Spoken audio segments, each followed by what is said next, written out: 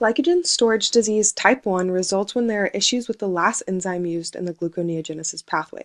This final enzyme is glucose 6 phosphatase. Normally, the enzyme would hydrolyze the glucose 6 phosphate, beginning with a nucleophilic attack on the sugar-bound phosphate by histidine 176, resulting in the formation of a phosphohistidine bond and the degradation of a carbonyl.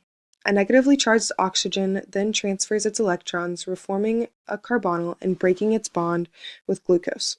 The negatively charged glucose-bound oxygen is then protonated by histidine 119, forming a free glucose.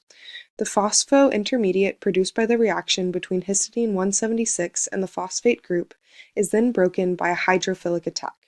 After the addition of another hydroxide and the decomposition of a carbonyl, the carbonyl is reformed, kicking off the electrons originally donated by the histidine 176 residue, thereby creating a free phosphate group and completing the hydrolysis.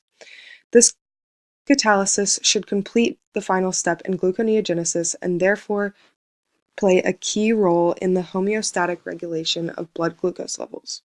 But when this disease is present, the mechanism does not take place correctly. This means the glucose cannot leave the cell it is in because it has not been phosphorylated, and problems will begin to arise with blood glucose regulation as well as other functions.